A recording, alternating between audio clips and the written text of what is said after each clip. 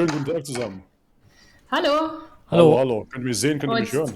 Ja, Ja. jetzt höre ich dich gerade versetzt auf YouTube doppelt. Das ist ja meine Bobby-Experience. Ja, bei YouTube musst du dann ausmachen. Genau, ich sehe dich tatsächlich noch nicht.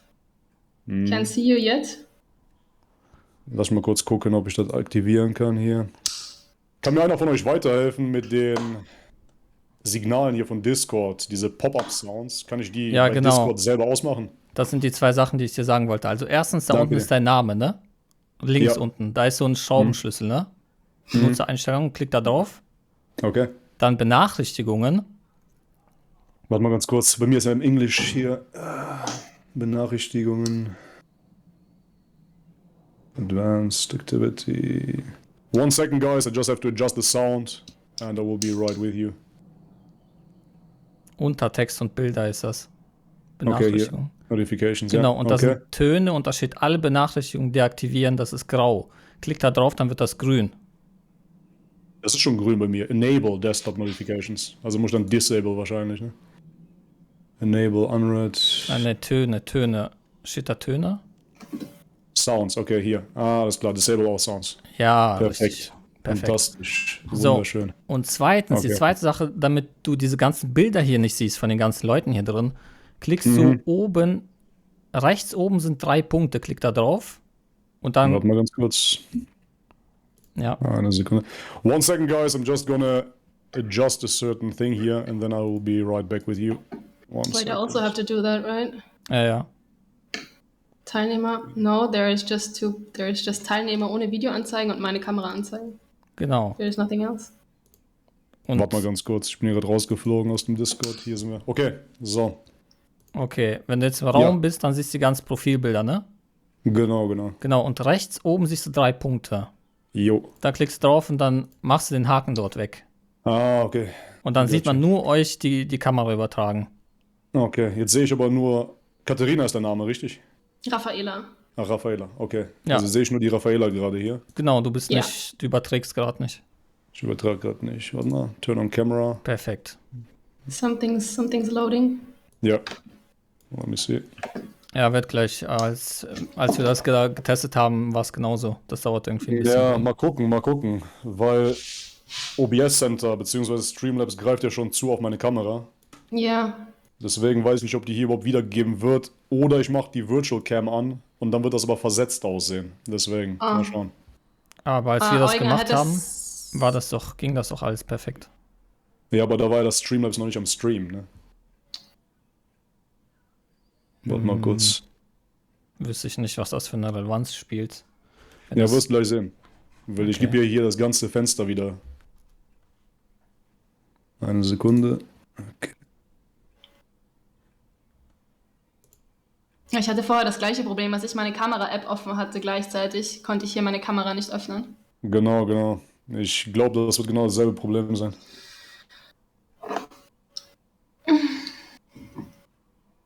Okay.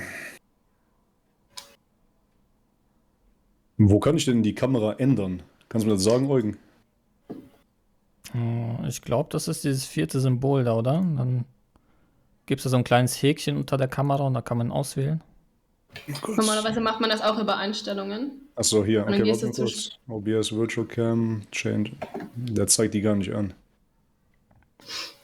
Logitech Stream Cam, ja, der kann. Okay, Ja, jetzt. das kannst du sehen. Yes. Das ist gespiegelt. So, wenn wir damit wieder zurückgehen, dann wirst du im Endeffekt sehen, wie das aussieht bei YouTube. Das sollte aber okay sein. Das sollte an sich okay sein. Ja, Okay. das ist nicht gespiegelt. Man kann die Schrift lesen, ganz normal. Ist alles Echt? perfekt. Für mich ist es gespiegelt. Es ist nur bei dir selbst. Es ist nur bei dir mir ist es auch gespiegelt. Ah, okay. Für uns ist Kein es. Problem. Ja, okay. Okay, dann gehen wir wieder zurück. Eine Sekunde. So, rein. Alright, guys, we are back. Just give me a little bit more time, of course, until I fix this mess here. And then we should be fine. Let me just adjust the window. We have Rafaela already with us. I'm gonna introduce her in a bit once I set everything up here. Boomer Bobby at work. Okay, here we go. Fantastic. Yeah. Okay. Rafaela, is that alright for you as well? Yeah, sure. Yeah, fantastic. Wait, no, fuck. Thinking other way around is difficult. Yeah, wait a second. Don't cut off my text. Don't cut off my text. Come on. Wait a second, we put can back show in. it. We can show it. Here, guys. Yeah, awesome. Speciesism is racism. In case you didn't know, Thanks. now you know. Speciesism know. equals racism. I think you're gonna explain that so we understand what it means, because we are dumb sure. meat eaters over here. We don't really get it. That would be No, nice it would if be you can too easy enlighten if us. you were dumb. No, I'm dumb. I'm stupid. I don't know much. Meat eaters in general. We have clogged brains, clogged arteries due to cholesterol. 1 second. Let me just adjust this and then we can get started. Okay, here we go. Yeah, see, like this we can even see the text. Fantastic. Thanks. Perfect. All right, guys. Finally, we did it. Took me some time, but now we're here.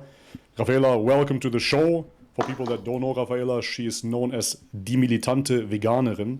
To English, it is the militant vegan in Germany. I noticed a Instagram story of hers, and I'm going to paraphrase what I saw. It was a lady that was complaining about having issues whilst eating vegetables, and she still wanted to go vegan. So Rafaela said, good on ya, but I got interested, how should this lady go vegan if she reacts bad to vegetables? So I asked what Rafaela recommended, and she said, I'm quoting, vegan junk food, and then introduce vegetables slowly. So I was shocked about that, and I wrote Rafaela right away, and she kindly invited me to her Discord server. And here we are. Rafaela, welcome to the show. Thanks for having me. Yeah, you paraphrased that correctly. It was a man actually who saw a few of my TikTok videos where I did disruptions or talked about the fact that speciesism is racism. And he was intrigued by the concept and looked more closely into it. And he thought, okay, I don't want to be a racist, so there is no reason why I should be a speciesist if I want to be morally consistent. So he wrote me, okay, I'm totally in line with the moral part of veganism, but how do I do it? I hate vegetables. And I am someone who used to be a very picky eater, so I totally understand where that comes from. However, it's you answered, and I'm paraphrasing here, of course, too, because it was in German. Yeah, eat junk to save the animals, typical vegan logic, and you put that under quotation marks. Yes. So just to say why I answered that way, since he's a person who doesn't like vegetables anyways, that doesn't change if he eats meat. So he isn't at the moment eating lots of vegetables. He is probably also living off of a lot of junk at the moment, and not having a very healthy, balanced diet. So saying, okay, the meat junk food that you eat at the moment, you can simply take a vegan alternative for that. Doesn't really make his diet much more unhealthy than it already is. And I also sent him large, lengthy speech voice messages where I explained how I came to eating a very healthy plant-based diet, which was by slowly introducing vegetables through smoothies, putting more and more spinach into them, or experimenting in sauces where I didn't even notice if I cut up a zucchini and throw it in there, which I think is, to clarify that, quite a clever way to sneak in vegetables into your diet if you don't really like vegetables. So I think it's not really fair that you put it that way, that I simply recommended for him, go and eat vegan Nutella all day long for the animals, go and kill yourself. That's not what I did, just to clarify. Yeah, because we on this channel here, we recommend healthier eating habits in general, so staying away from junk food in total. But you said something very interesting there. You mentioned that in order to get some vegetables into your diet, it would be a good idea to blend them with things that you like, but wouldn't that already be an indication that vegetables in general are not really suited for human consumption? I wouldn't say that just because one person doesn't like certain the taste of them, that would definitely be evidence for vegetables not being suited for human consumption. No, that's not a very logical thing to say. Do you know anything about anti-nutrients in vegetables? I think you referred to something like oxalates as anti-nutrient before. Phytates. Yeah, so there's Lectins, definitely tannins. some things that can hinder the resorbing of some other nutrients, but you can't really call them anti-nutrients because our body is perfectly capable of regulating how much we should uptake certain nutrients from vegetables. But vegetables aren't the only thing that a human should consume for a balanced diet. Fruits, vegetables, legumes, grains, nuts, seeds, everything that doesn't breathe and everything that doesn't come as an excretion from something that breathes and feels just like you and I. So, yeah. Yeah, okay, so I would say let's frame our talk first, because we can get into the nutrition part later on. Of course, we disagree there tremendously. I could list all kinds of negative side effects coming from plants, be it the oxalates that can lead to kidney stones and whatnot. But let's frame the talk first and foremost. I think what is interesting about you is your text in the background to start with. Speciesism is racism, so that you have an ethical standpoint first and foremost, right? So let's talk about the ethics of veganism. Let's talk about why it is bad to eat animals and why speciesism equals racism. Let's clarify that, and then we can dive deeper into it. So I'd just like to come to explain what veganism actually is and what I define that word as for everybody to be on the same page here. So there's two answers that I give to why I am vegan, and there's a very kitschy answer, which is don't do upon others that you don't want to have done upon yourself. And I think that you, as a rather religious person, would probably know that statement. I think it's also in the Christian text that you should not do upon others which you don't want to have done upon yourself, which is very simple if you look at veganism that way, because I don't want to be standing at the slaughterhouse and I don't want to be abused for my lactational secretions or have my children taken away from me, which is something that happens in the animal industries. So I don't want to have that happen to me, which is why I don't want to do it to others who can feel in just the same way as I do. And the second part is the logical part, because I want to be logically consistent, which is what I have on the back here. That speciesism is racism, and that veganism simply is a logical extension of human rights. Human rights, not in what we have in the law, but what we give intrinsically as a value to every feeling being on this planet. That they have the right not to be abused for their bodies as objects, and they should have a right to physical integrity. So racism and every form of discrimination means treating somebody worse on the basis of an arbitrary trait. In racism, that would be on the trait of skin color or culture. In sexism, that would be the arbitrary trait of sex. And in homophobia, the arbitrary trait would be not being, for example, heterosexual. So when we talk about speciesism, the arbitrary trait is the species. But if we think about just the species being a reason to send somebody to the slaughterhouse, we are making the logical error that there is no morally substantive reason to treat species as a reason to send somebody to the slaughterhouse, just like there is no morally substantive reason to enslave somebody just for their skin color. So if you don't want to be racist because you are against discrimination on the basis of an arbitrary trait, then you should not be speciesist either. It's just a logical expansion of not wanting to be discriminatory. Yeah, I know that vegan talking point. I personally am not for human rights. I'm personally not for democracy either. So those points are not really ringing true to me to begin with. I don't have any issues with differentiation in certain roles when it comes down to sex, gender in general. So what would be very interesting for me to understand is there, universally speaking, right and wrong? Because you mentioned religion. Is it wrong universally to eat animals? Because then I would have to say, of course, if we look into the wild, everything eats each other. So why should we exclude ourselves out of that cycle? Is it universally wrong? Is it bad to eat animals? So just on this point, I saw some differentiating opinions or stances that you took in your videos too. In one video, you say, this video is nothing for you if you don't believe in right and wrong. And Yes. in another video, you have a debate that there is nothing that is objectively right and wrong. And I would actually, even though that might be controversial, say that... Wait a second. Sorry, I had a debate where I said that there is nothing objectively right and wrong. Yeah, I think it was with Carnism Debunked, where you said that you talked about moral consistency and things not being objectively right and wrong. And even if they were, then it wouldn't matter. But I do understand your point. No, just to clarify this so the viewers understand that too. With Carnism Debunked, that's his name, I mentioned that his worldview was a relative one. In his relative worldview, there was no right and wrong. Therefore, I asked, what is then the logical extension if we don't even have a baseline for right and wrong? So my personal viewpoint is, of course, that morals are not subjective, that there is universal ethic, universal moral. That's my standpoint, obviously. And that's why I ask you, where does it come from? Where do our ethics come from? Where does the moral standpoint come from to then claim eating animals is wrong? You shouldn't eat them. Why is it wrong? Where does it come from? Oh, that's interesting. Actually, I didn't interpret your discussion that way. I actually wouldn't say that there is a right and a wrong. I think everything is dependent on the situation. Everything is relative. If you hold a gun to my head and say that I must kill the pig in order to survive, I think there might be a justification for me killing a pig.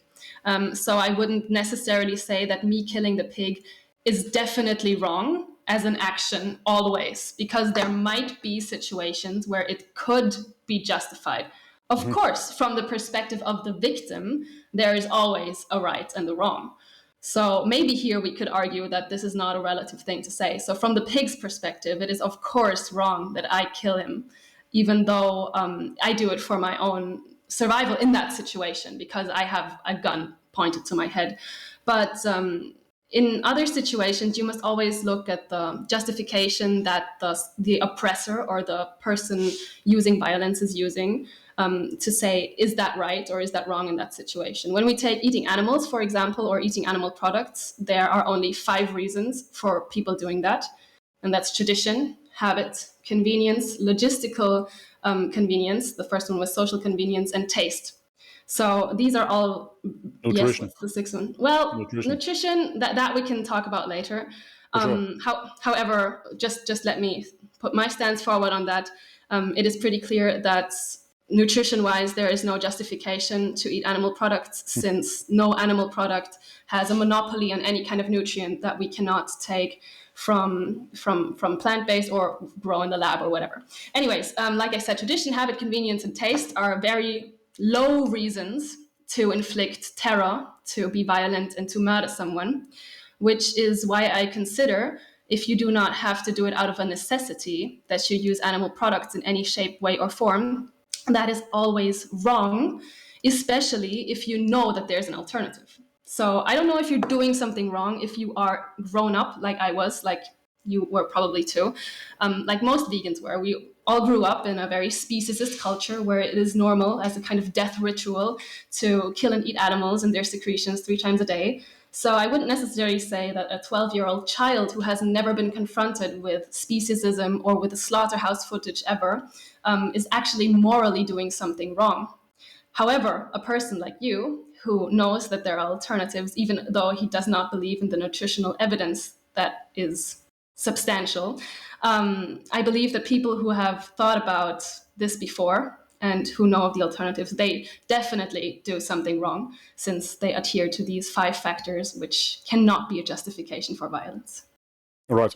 Okay, so I think it would be quite interesting to clarify for your viewer base as well, in order to understand where I'm coming from. And then I'm going to dive into the whole moral relativism subject.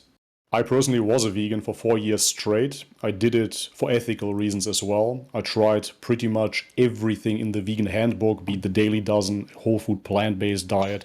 I tried every single supplement under the sun in order to fix my nutritional deficiencies. In the end, I was left with depression, tooth decay, digestive upset, etc., you name it. And then I got interested because I thought I did it wrong. So I started looking online, and all of a sudden we started seeing patterns. It wasn't only me after all, but plenty of other people, in the end, thousands of other people that did it wrong as well. Just last week we had a ex-vegan of over 14 years here on this channel. She ate vegan for 14 years and in the end ended up in the hospital with internal bleeding. Quite profound. So therefore, obviously, I'm not going to sit here and say, yes, a vegan diet is suitable for all stages of life, especially when organizations like the World Health Organization retracted certain aspects of that statement, and now all of a sudden it's not suitable for infants. Yeah, kind of problematic nutritionally, but as I said, we're going to speak about that later on. I don't come from a standpoint where I can justify and say, yes, it's absolutely suitable for everyone, and therefore I have to say that I'm doing something that I could be done otherwise. You could just eat the tofu instead of the meat. I've seen it with plenty of people that they cannot reclaim their health without animal foods. It's impossible. Anyways, that being said, you didn't really answer my question because you said it is situational. So yes, obviously, the victim has a subjective opinion of what is happening. That is crystal clear. Of course, you don't want to get eaten. I understand that too. But nevertheless, the reality is that ultimately, we all see it on a daily basis. If you just open your eyes and leave the city, that everything feeds on each other. Even little worms you will see are being eaten by plenty of ants and little insects. Everything eats each other consistently, so there is no change in that, no matter how much we go vegan within our city system. My initial question remains, why is it objectively wrong for me personally to eat animals, especially if I, subjectively, don't agree with your subjective moral standard? Because if we cannot base it on anything but an extension of human rights, and I say I don't even agree with human rights, where do we stand then? Yeah, I knew that this was going to come up in that way, since I believe that you are against LGBTQ rights. 100%. That you're against. Feminism, Exactly. veganism, racism, all of those isms, Black Lives Matter ism. Yeah. I'm against all So of it. you're blatantly openly homophobic. You're openly against female rights. Homophobic would mean that I'm afraid of No, homos. yeah. So I no, mean not- that. not Yes, that's the original word ending for phobing is a It scared, comes but from you're phobia. Yeah. then let me call it, you're heterosexist. That's a more accurate word. Super straight. Yeah. So you're pretty straight about your opinion on not liking homosexual marriage and stuff. So obviously you don't subscribe to this, because if you were against racism, against homophobia and stuff, it would be much easier and obvious that you would also not want to be speciesist. So of course, I absolutely agree with that. Sorry to interrupt. I absolutely agree with that because I mentioned before on my channel that all of those isms, they go hand in hand. So I absolutely agree with you. So if you're for feminism, you're much likely to be against racism, against speciesism, and all of those isms, for sure. But me personally, I'm just interested in right and wrong. Nothing much. Yeah. I'm simple, as I said in the beginning.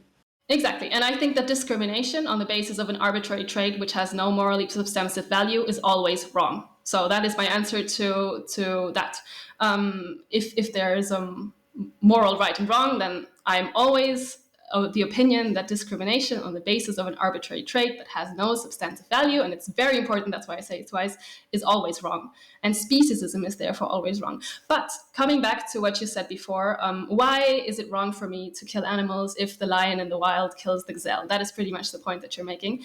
Am I right about that? Is that the question what you're asking? Not necessarily, no. No, not necessarily. No, that's not the question. It's not, the lion eats the gazelle, so why can't I eat the gazelle? That's not the point. That is an appeal to nature fallacy. I get the talking points. That's not what I'm talking about. I'm simply talking about where do we derive a right and wrong from? You just said, for me, if it is based on a certain ism, then it's always wrong. But I'm asking, where is it considered wrong? Is there a fabric in the universe, a certain law book where it says it's wrong? Or is it just your opinion that it's wrong? Because personally, I come from a rural area in Macedonia, and my uncles, they're all hunters and butchers. Little kids in their, when they're 2 or 3 years old, they're already torturing cats for fun down there. I've seen it all. So, yeah, they haven't been conditioned by media or whatnot. That's how they live their lives. If you look into the work, for example, of Weston A. Price, he went roughly 105 years ago into rural areas, and he couldn't find a vegetarian or vegan population. So no matter where he went, far, far, far away from any type of Western civilization, people were always eating animals. So I'm not saying, oh, therefore natural, therefore good. I'm asking the question, why would it be wrong for the human being to do what comes organically for him? And moreover, even if that would be wrong, why is it wrong? Oh, it's so funny how you also appointed that as a naturalistic fallacy just a minute ago, and then you phrased the question just exactly the same way. Why, if it comes naturally to us, and we have always done it, which is something that is up to debate, why is it then wrong for the human to do it now? Which is exactly a naturalistic fallacy that you have just made, or a traditionalist fallacy, just because we have always done something, and just because it comes naturally to us, which it does not, because the human species does not really naturally have a killer instinct. Like if you drive with a car and you overrun a cat, your first thought is not, yummy, that's gonna be my snack for the rest of the trip. Looks delicious. Your first thought is, oh shit, I just caused needless death, and the poor thing, should I go and help it? So we are naturally actually averted by carcasses, by blood. There is a reason why many people vomit when they see blood, when they see operations happening, and we don't start to salivate when we see blood. But even if we did, just to come back to your question, why it is now wrong for the human being to inflict needless suffering if he doesn't have to, well, my form of saying that right now just answered it, because we inflict needless suffering, even though we have an alternative and we don't have to. We know for a fact right now, and I know that you do not believe in science, but rather believe in magic mushrooms telling you to eat eggs, that we do not have to eat animal products for survival, for sustenance, in order to thrive. So I have chosen to be vegan because I do not want to inflict needless suffering upon others. And it is wrong, in my opinion. And yes, that's an opinion, but I also think that ethics has nothing to do with opinion, but is a logical extension of something that we do not want to have done upon ourselves, the basic human right. And I know that you do not believe in human rights, but listen up. If I took your body, stuffed you in a slaughterhouse, and cut you up and told you, I do not believe in your rights, which is why I will now butcher you and eat your scalp because the hairlessness of it looks so yummy to me, which is exactly what you do with pigs. Look at it, guys. Delicious, yes. Meaty. Then I am doing something that is obviously very wrong to you. And I think we can agree that it would be not very nice. It would break some kind of, call it right, call it, I don't know what you want to call it. I don't like the word right because it always leads people to think I'm talking about the law or some kind of statutes or something. I believe that every being that can feel and suffer has a right to have that suffering to not it's difficult in English, to not have to needlessly suffer, he has a right to his own physical integrity. I cannot simply view you as an object and put you to the slaughterhouse. My question to you is, why would that be wrong if I did that? My worldview is very simple. You shall not kill, so that just applies to humans. And this is where it starts and this is where it ends. Anyways, there's a lot of things that you said there that have to be unpacked, of course. You said subjectively, yet again, I feel it is wrong. That is your personal feelings. That doesn't dictate how society should be. That's simply your opinion. I'm asking for the 100th time, yet again, and I think I'm not going to get an answer. Where does right and wrong come from? Is there right and wrong? Is there good and evil? Why should we adhere to your subjective emotion? One question after another. Wanting to eat animals. Yeah. Yeah, okay. Where does right and wrong come from? We could, of course, view it from a religious Big Bang kind of theory point of view. We could view it from an evolutionary point of view, which you don't believe in. So that would be kind of a waste of time at this point, I think. But of course, there's an element to evolution. If you want to look at this part, that we have mirror neurons in our brain, that when we see suffering, we are also suffering, not in the same way, but we suffer in a kind of way. We do not want to be around suffering. We want it to stop because we have mirror neurons, which force us to want to take care of our environment. And we also have developed something like a conscience. Some people more, some people less. Some people don't have any because they're psychopaths. That's about 0 to 2% of society, which you might also be, I don't know. But if you think that killing a pig, which you have stated, is a perfection, then I might see you as a psychopath. However, that would be a diagnosis, and I'm not equipped to make that kind of diagnosis. It's just my thought when you say something like that. But where does right and wrong come from? From this kind of conscience that we have developed. And there's, like I said, ethics is ethics is grounded in something like logic. So we can logically say, okay, I can suffer. I am an individual. I have a body which I do not want to be harmed, and I do not want to be sent to the slaughterhouse. So since you have a similar buildup as a human being, I suppose, that's my best guess, because the only thing I know is that I can think, and that's all that I know, is that you also do not want to suffer, that you are also an individual who does not want to be sent to the slaughterhouse. Now, you say that you shall not kill only applies to humans, but I say if I follow ethically logic, then I must also apply this, thou shalt not kill, to other human animals that we raise as so-called livestock. Since there is no morally substantive difference between the human animal and the other animals that we use as livestock. And that's just ethics. This logical step of going from humans to other species, unless you are blocked by speciesism in your brain, which might also come from you being a psychopath, I don't know. Yeah, that must be it. Psychobabble. I don't know. Totally deranged. Anyways, Psychotic. then you must also... Essentially, it is 99% of the human population at the moment. They're all psychotic, and you vegans are not. Proceed. No, that's not what I said. That's not what I said. Like I said, people who have fun in torturing animals, people who do not have a conscience, or view killing as something beautiful, and Yes. get pleasure out of that and torture.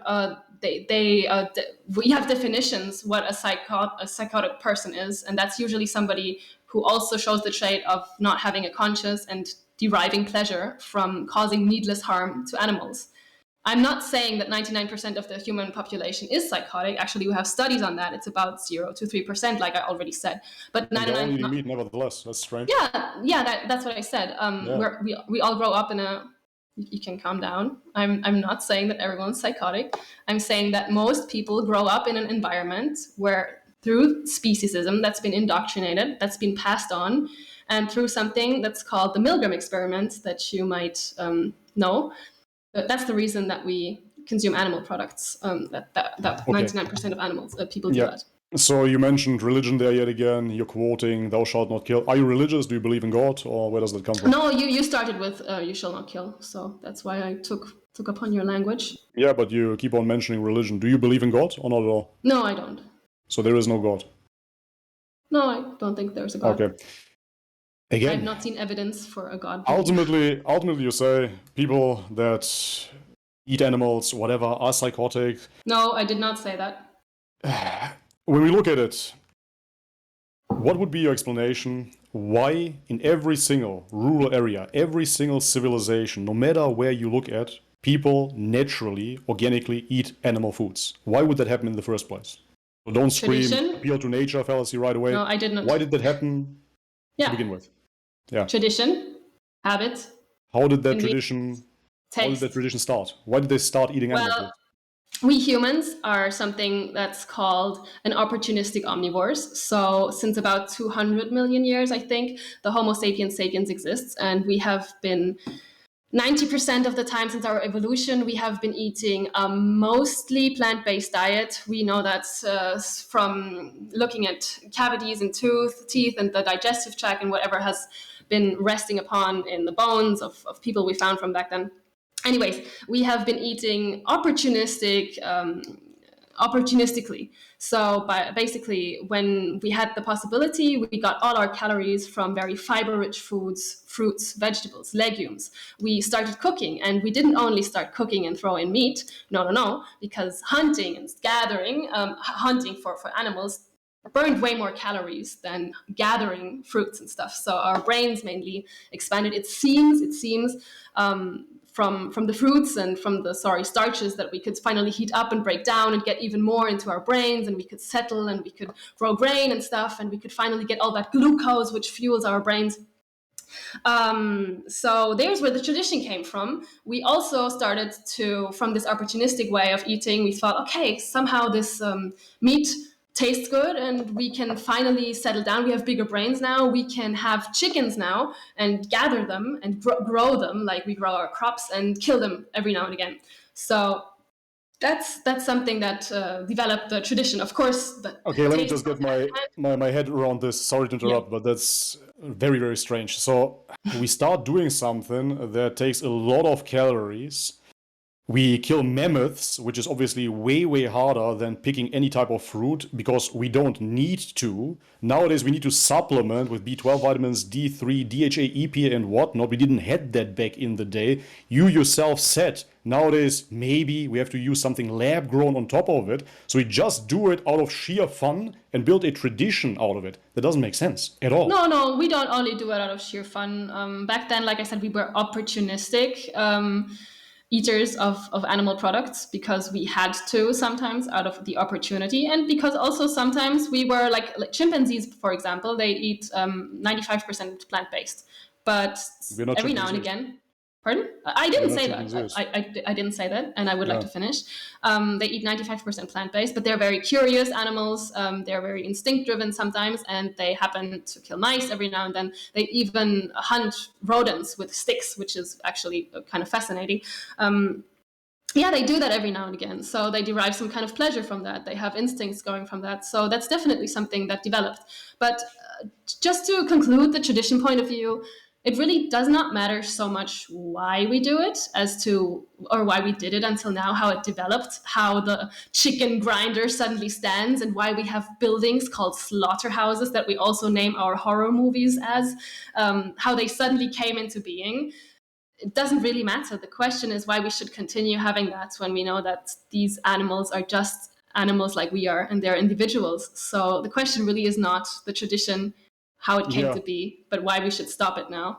You basically gave the answer yourself because you mentioned we are opportunistic omnivores. So if you're an omnivore, that means that you're not a herbivore. And this is why we see so many issues with the plant-based diet.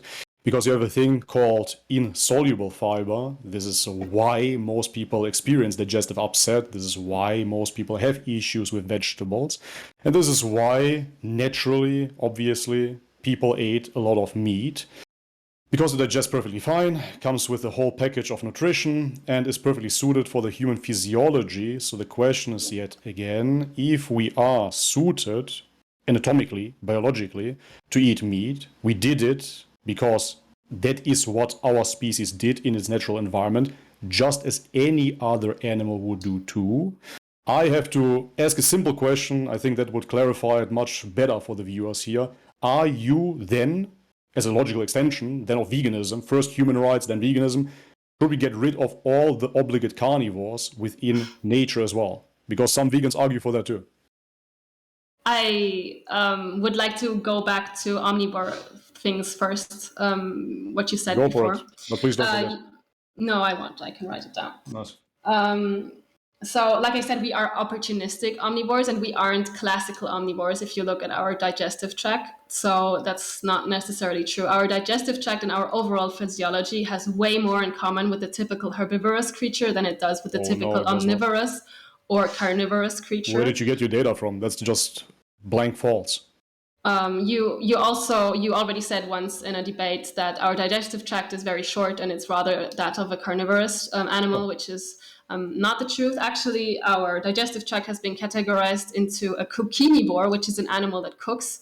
We have been cooking for a long time now, and we have kind of sorry, I don't know the word in English, but our digestive tract has adapted in German to... if you want to. I can translate it. I also forgot it in German now. Anyways, our digestive tract has adapted to breaking up the starches through the cooking process. So we have like a digestive tract that's, like I said, more of on the herbivore side. However, it's of course not comparable with the digestive tract of a cow, which has a very, very long digestive tract with lots of possibilities for all those fibers to be broken down. So we cannot digest grass. We are not ruminants.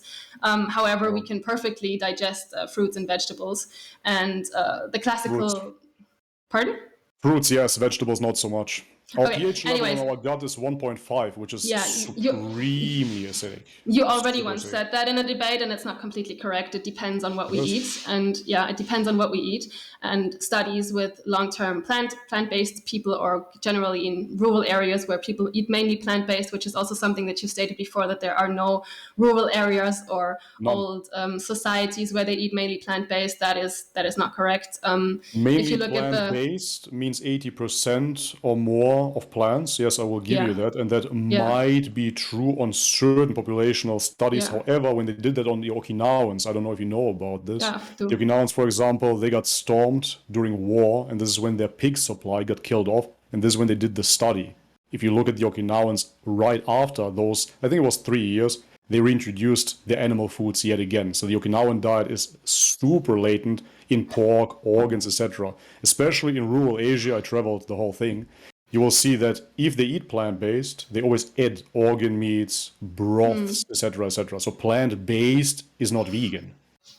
Yeah, I never said that it's totally vegan. However, veganism as a philosophy has been around since thousands of years, and there has been communities who have completely subscribed to not eating animal products. If you, for example, look at the Adventist health studies, where most of the Catholic, I think, religious people ate strictly plant-based, and Hinduism and all that. However, this is not about what I want to talk about. Our physiology is perfectly in line with digesting fiber-rich plant-based foods, and you keep on stating that meat is the perfect food for everyone. However, have you any not anecdotal evidence which shows how people cure their high cholesterol, their diabetes, their risk factors for chronic diseases by eating a meat-rich diet? There is no no evidence for that being possible with animal protein foods. No, absolutely. I mean, I could pull up some studies if this is what the vegans want to see. That's not an issue at all. I mean, I'd love to see those studies because it would pretty much break against any kind of conducted meta-analysis. Sure. That's an article, not a study. It is. But we have here the study linked in the Internal Journal of General Medicine. This is just the article. To make it easier, I can click on the study as well. If this works better, here's the study. Here's a study for you guys. So this is the total meat intake. You can intake. send it through, and I would say that we talk about studies later on or in the next few days. I like to read them through. But the most comprehensive, biggest show, of course, study... many things. That's not a problem. We definitely have some articles and some studies. Thank you very much for the super chats, guys. I'm going to read out the super chats in maybe half an hour or so. For now, thank you very much for your support. First, we're going to keep the discussion going. If you have any questions for our guest, please send it through super chats as well. And then hopefully later on, we're going to get an answer to them as well. Thank you very much. Anyways, my point is that with the studies, of course, there's data on both sides. Ultimately, you can make the argument, no matter how you choose, if you want to base it on a study. I'm personally more interested in what is happening in real life examples. I can base it on the studies. Again, if you want to, we can go into it, no problem. Yeah, you should definitely always base these kind of thing on studies. I know that's very interesting for you. I know that's very interesting for you vegans. Me personally, I really don't care. I want to see what happens when people eat a certain diet and how they feel. What I'm interested in is real life results right away. So if somebody tells me which is exactly terrible, what somebody does when you make a study. Yeah. Come again? You actually see evidence for how people look and feel and get healthier or not healthier if you conduct studies and not by anecdotal claims where somebody said, hey, I reintroduced eggs into my study because the magic mushroom told me so. Now I'm feeling so much better. At hominem attack. I did not make an attack upon... Bobby took magic mushrooms. Bobby dead. Bobby bold magic mushroom man. I did not say that. I did not say that. Come on, we can take a little bit of fun here. I'm down, no worries. That's exactly the point. If you want to list studies, we can do that, no worries. I come prepared. I say it's simply something that won't be of much use if somebody is in the hospital right now, as we had it here on the show, and they are bleeding out of their butthole because they've been vegan for 14 years. I can show them all the studies in the world. and I could say, how about you stop eating those vegetables that I actually can come with disrupted your digestion in the first place, right? That I would be can come with much better anecdotal for them. claims, of course, too, because I had my hands in the bleeding waterfall of people who were bleeding out of their asses as a doctor when I worked in a hospital.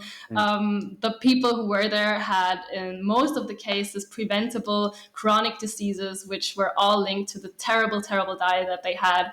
So I can just as well as you say that most people that I have met, and I can see how they change and feel when they eat animal products. This is not very constructive. Absolutely. At this That's point. why we have to bring it back, because we don't want to talk about feelings. That's fantastic, and that's why I ask you for the 100th time and probably the last time, where does right or wrong come from? And you will base it on your emotions, and you will say it feels wrong. I don't like it. Most people don't like it. Appeal to majority. Why is it wrong to eat animals? Why is it wrong? I did not make an appeal to authority. Stop saying yes, that you I did. did. Of course you did. No, I did not. Absolutely. The majority of the science says this. Most people feel like that when they run over a cat. Of course it is. 100%. I was talking about human instincts, and human instincts is something that you would base on feelings of many people. So that is not an appeal to authority. Only 2% are psychopaths. You didn't appeal to majority. That is also not an appeal to authority. That is an majority. Look into. I said authority and majority. I meant majority. I'm sorry. Yeah. That is also not an appeal to majority. You did.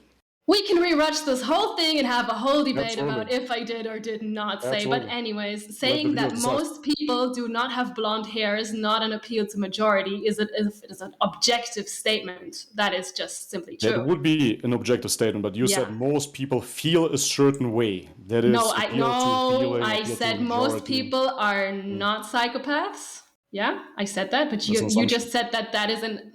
Oh my God, are you a child? Okay. 100%. That's great. Keep the child alive. Anyways, you were asking me, where does right and wrong come from? And I already answered that. It comes from ethical logic, and the only thing that I know for sure in this life is I feel and I think. That's all that we know. That's all we know. It's all feelings. I think. So I can feel. So if I know that from me, then from this point on, ethics expands, and I must look at the people or individuals that I talk to, that I interact with, and therefore conclude my ethics from me talking to them. So then let me clarify it like this. You feel, therefore you think, therefore you feel. Fantastic. Let's take something extreme, just an example. We take Nazi Germany. So Nazi Germany wins, and everybody feels and thinks the same way now. The Jews, I can't even say it here on YouTube, otherwise they're going to delete the stream, have been whatever. And there's nobody left. Hologram. A hologram happened, exactly, and nobody is alive anymore. So Germany took over the whole planet. My point is, everybody is in the Nazi ideology right now, and everybody thinks and feels the same way. Is it therefore right because everybody thinks and feels the same way? No, that would be an appeal to majority, which I do not do. I conclude from ethics. So even if everybody is doing something morally wrong or ethically wrong, because morals are actually subjective, ethics are not, that does not make it right. So just because many people do it, just because many people eat animal products, just because most of the people eat animal excretions, that does not make it ethically right. It actually makes it an ethical emergency, an ethical catastrophe that we are all not vegan. Because if we look at the ethics, just like you said, it can't be right that suddenly everybody is subscribed to Nazi ideology. It can't be right that suddenly everybody is subscribed to speciesist ideology, when we know that ethically it makes absolutely no sense when you look at suffering of individuals and logical expansion. Okay, so it is based on, again, as I said, I'm not going to get an answer. You just say it comes from ethics. Fantastic. So ethically wrong because they experience suffering. It always boils down to the same thing. So suffering, bad. I gave this example, and I think you already watched my stream, so therefore you know a little bit from where I'm coming from. If there would be no suffering at all implied, would it then be ethically wrong still? So for example, I give the example of let's say we give a cow a certain drug, just a little candy that she eats with her food, everything is fine, and then whilst being tortured and slaughtered and raped, that's when she experiences pure bliss. Absolutely phenomenal, absolutely fantastic. Through that process then, did we make it ethical? And that's a really, really interesting question. Thank you. There's a difference between if you give the cow that to change her interests. Maybe I, right now, do not want to experience what you do to me when you give me that drug, even though in that moment I might experience absolute bliss, which is pretty much the same thing that you do when you give a person a lot of alcohol or some kind of party drugs and then rape them. They might actually enjoy it, but on the next day wake up and think, oh my God, that is a violation of my rights. That was terrible. So the difference is if that creature is born, or if that human is born with the feeling of if you rape them, they experience bliss. So their interest is actually in being raped. That would then not be breaking their interest, breaking their rights. So I would be in favor of doing so if that would give them orgasms or bliss or whatever. However, if you have to give them something in order to change their stage right now to be happy, to be in bliss, to not suffer in that moment, that would not be ethical. However, I would simply answer this question by asking you the same scenario with a girl. However, let's say that you are in a bar and you find some woman. I guess that you're heterosexual since you are against homosexuals marrying, and you're interested. Pardon? I'm into trans. All right. Then you see a trans person and you're very interested in them sexually. Would it be morally okay if you want to rape or want to sleep with them, but they don't, to give them a drug that will make them happily come home with you so you can have sexual pleasure with them? And they would actually have pleasure in that moment. Would that then be okay for you? Would you say that I would do that? As I said already, I personally don't operate under the same circumstance that right and wrong is derived from certain interest breaches or certain ethical breaches. I derive right and wrong from God. Therefore, I personally find it already morally reprehensible to go to a bar and to have casual sex. I don't subscribe to that either. And this is where the argument already ends. No, it actually doesn't. Can you not answer the hypothetical? Humans to animals to begin with either. Yeah. You simply said that suffering is the baseline, and if suffering is excluded, then I ask, why is it wrong then? You didn't answer that really. No, I don't see suffering as a baseline always. You said that I do that, but I see actually there's a threshold and there's also rights violations. So it's a combination. Yeah, it's a combination of both. But I would like to go back to the bar example. Since you don't want to engage in hypotheticals, which I think is really sad. Why? Why is it sad? Because it hinders a debate very strongly. But let me just rephrase the hypothetical. Maybe you will then try to do it. Let's say you are not interested in casual sex in a bar, but you're on a beach and you see somebody who you'd really like to marry and have wonderful Christian sex and missionary position with. However, they do not want to do that with you. So you give them a drug and they then want to marry you and have wonderful blah, blah, blah, blah, blah. Would that then make it right? Yeah, I think you go on a tangent because you are essentially attributing all of those thought patterns to animals. So me thinking about getting married, building a life, family, all of those concepts are human conceptualizations that the animal doesn't have to begin with. And that's why I asked the simple question, that animal that doesn't have such a power of conceptualizations like you do, simply lives life. It's born, eats, dies. That's pretty much it. So if its death then could be pleasurable, my question was, there is absolutely no ethical violation. You say it is of interest violation. I say interest is a conceptualization, yet again, that a human being can hold. The cow doesn't even hold that concept to begin with, and we know that. So you cannot answer the hypothetical? I already answered the hypothetical. No, you said that you cannot answer it because something about animals, but I asked you, would it then be wrong or right to do that? Would it be wrong if you did that, if you gave that person the party drugs and made them marry you? You want a right or wrong answer? Yeah, I can answer clearly. It is wrong because it's a human, yes. So the trait is a human? The trait is a human. Okay, so we're back to the speciesism. Name the trait. It's so funny how you actually know name the trait, and you have been an ethical vegan for 4 years. You know all these arguments, but you still say no. And still suddenly they don't matter. And I'm eating animals. I'm eating flesh. I'm drinking their secretions right from the udder. It's strange, super right? Tragic. Yeah, so weird, right? And I'm not the only one. Tragic. It's so strange, actually. How long have you been vegan? That's an appeal to majority. Just quickly, how long have you been vegan? I've been little over a year. Why are you laughing? God, this is amazing. Yeah, I talked No, to you in 4 I've years. been eating plant-based since 6 years, six and a Yeah, half. Wait, no, I'm plant-based. old. 7 years. No, I've been eating plants since 7 years, but I have It's not amazing. I adhered didn't know to. that. That's fantastic. Honestly, Yeah, we're going to talk again in 4 years. I talked to yeah, ethical no, vegans over 10 years, no, activists yeah, as well. 10 years time, the latest. You're going to come yeah. around. It's fine. No worries. Hey, We're sure, going to be let's here. make a date. All right, let's do Absolutely. that. We will go on the street and march against animal rights and to build more slaughterhouses. We want more Totally. blood. Yeah, we'll definitely do that. Okay. Yeah. You're going to enjoy. Yeah. Just as much as the pig enjoys the gas chamber that you chuck it in. I don't eat pig. So, But thank you very much okay, for asking. what other animal that you needlessly cause suffering and pain in life to? Nutritionally needless, yes. Yeah. I'm guessing that you're also wearing leather. No, not really. I don't like leather. Okay. Any other animal products that you use? Because, like I said, veganism. The definition of veganism is as much as practically impossible not using animal products for food, for fun, for clothing. So let's say hypothetically that you are a first case scenario that you are the only person in this world who cannot survive and thrive on a purely plant-based diet, and even all the lab-grown stuff that we could give to you to. Yeah, really repulsive stuff. I don't want to touch that. Out of ethical reasons. Doesn't matter, hypothetical, you don't have to do anything. I am far away in the internet, I cannot harm you. Thank God. Oof. Yeah, thank you. So let's say, theoretically, Now it that you starts are making the fun. only Now I like it.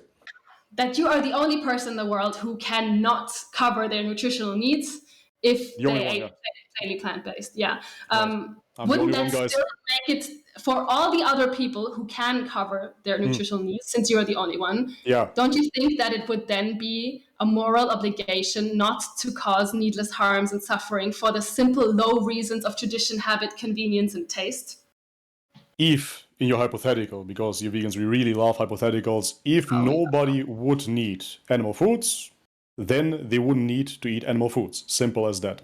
Okay. So then your ethics, etc., comes later on. My point is actually very simple, because this, what you are describing there, would of course be somewhat of a natural predisposition as well, because if the human being naturally doesn't need any animal foods, then naturally the animal doesn't need to be eaten by the bad human. My point is, of course, that humans do need animal foods, quite obviously, and sorry to disappoint you, just a few years in, you're gonna see the same outcome, I guarantee you. That being said, if you then make the same assumption or the same hypothetical where humans actually do need animal foods to thrive, it would be very unethical to take those foods away from the human being. It goes both ways. Simple. So, it would be just as unethical as to take the grass away from the cow. I'm, for example, against corn-fed cows, soybean cows. I'm only for grass-fed animals. Okay, let me just rephrase that so that everybody who listens actually hears that. If people do not have to eat animal products for their health, let's just say if, which is the case, you would say... No, she caught me. Listen to this, guys. You would say that it is the moral imperative not to harm others. No, not at all. You would say it's okay to harm and torture animals for fun. Absolutely. So Yes. let me clarify. Yes, absolutely. So let me clarify this. For me, what is important is reality. What is really true and what is you're not. in a hypothetical right now. Doesn't matter. Listen. For me, it's important that it is actually true. Now, the cow, for example, on average, eats 99% grass. So for me, it would be wrong, not unethical, not moral, just wrong to give the cow something else than a species-specific diet. And the same applies to the dog. Dog, for example, is slightly more omnivorous but still a hypercarnivore and would thrive, therefore, predominantly on raw meats. The same applies to cats. They would thrive on raw meats as well. The human being is a hypercarnivore/omnivore too and thrives, therefore, you're laughing now, but wait a couple of years. It's going to change, believe me, it's fine. And thrives, therefore, predominantly on animal foods. And because that is so, I simply say every species, because I'm not a speciesist, every species on this planet should eat their species-specific diet. That's it. Let the cow eat grass, let the lion eat meat, and of course let the human being enjoy meat as well. Raw meat, on that note. I don't know if you know that, I eat predominantly raw meats as well. Delicious. Raw organs, raw milk, raw cow titty juice, very good. I really don't care about Delicious. how you eat animal products. Nutrition. Yeah, no. You don't really care about nutrition, yeah, I know. So you said before you're not a speciesist. First of all, that's funny when you say that you would probably not eat humans and you should not kill humans, but you kill other animals. Yeah, have you seen that? Stop. Cannibalism, right? It doesn't matter if it's ethical. It wouldn't matter. It's not right. It's not right under God to eat other humans. Yeah, under God. So God is speciesist. All right. So you are speciesist. So yeah. God is speciesist. God is speciesist. Bad God. We hate God. We don't believe in God, but God is speciesist. Yeah.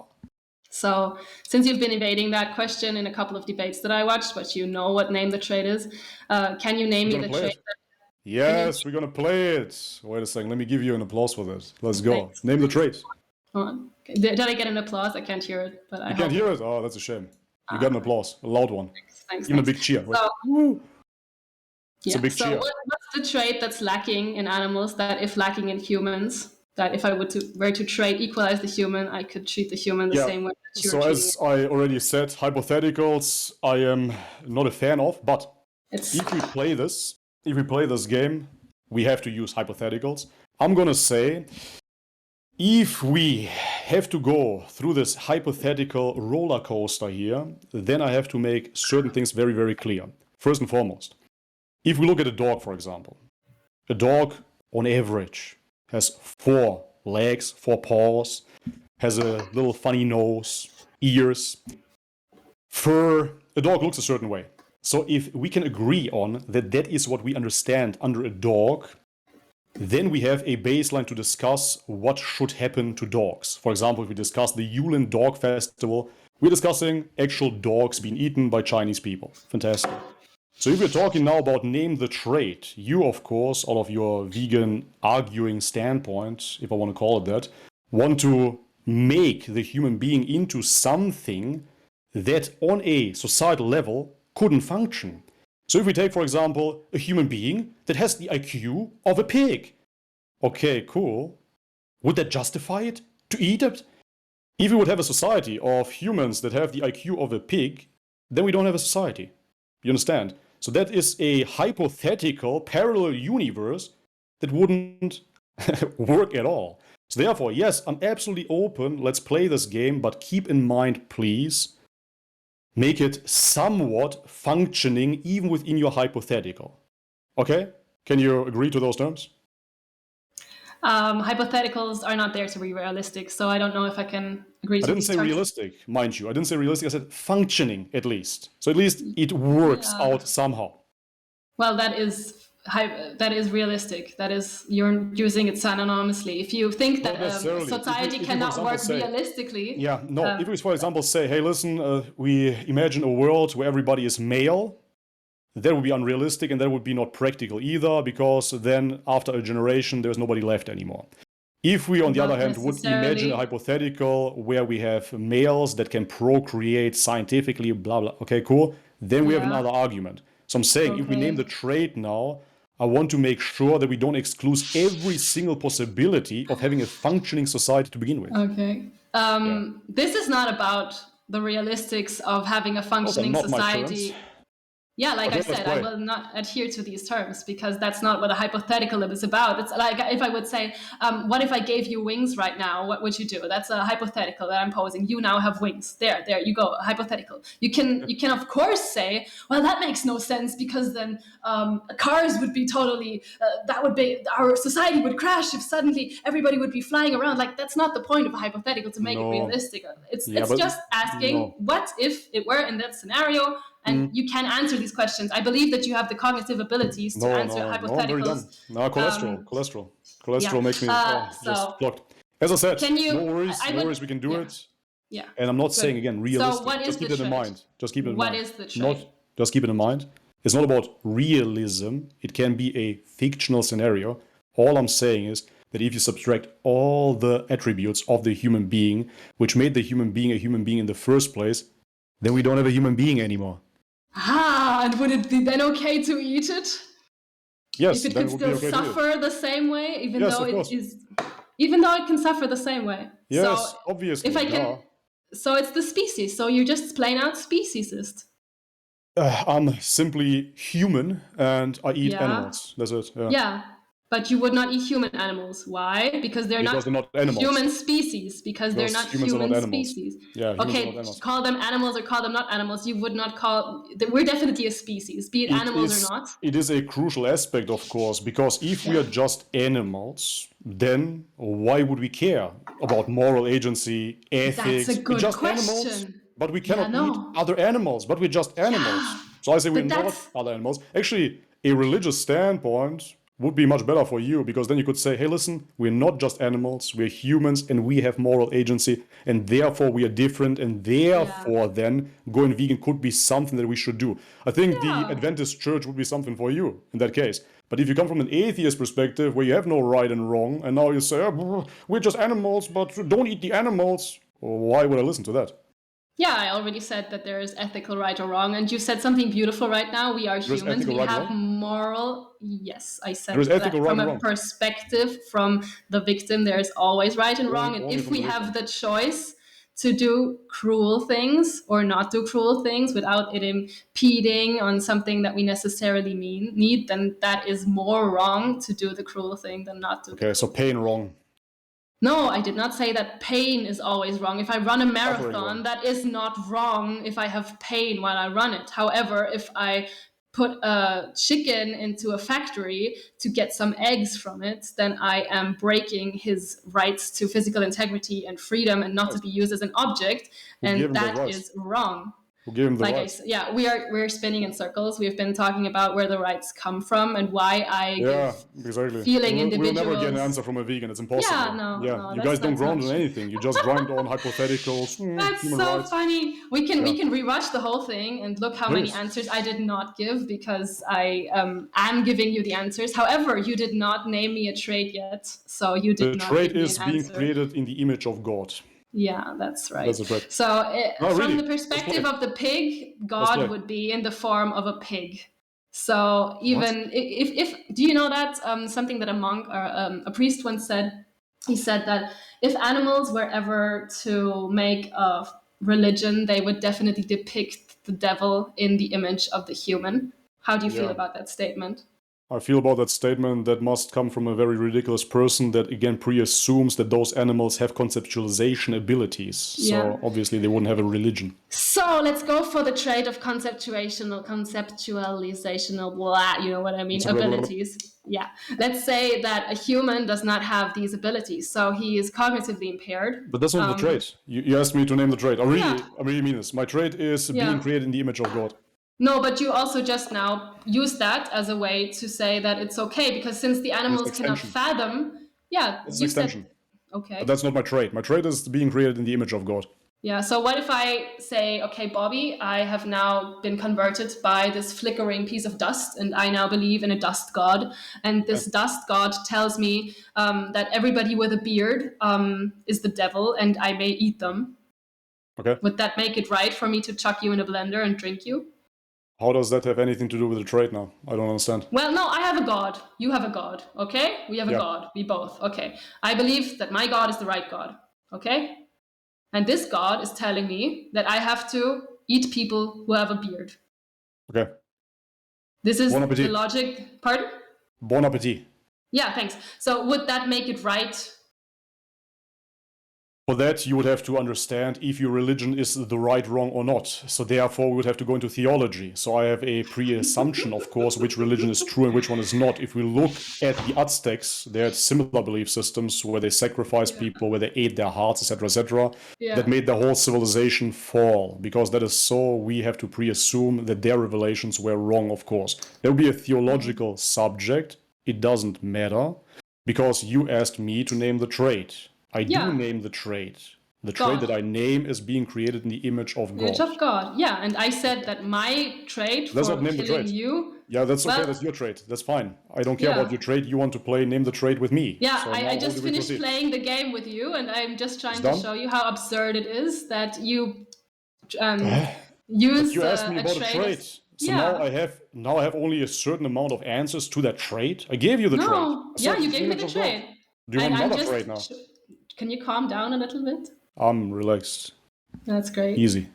So, You said the trait is being created in the image of God, which makes it for you right, or at least not morally wrong, That's my trait. to systematically enslave and murder other individuals. Now I say that I have a God who tells me to do the same thing with you.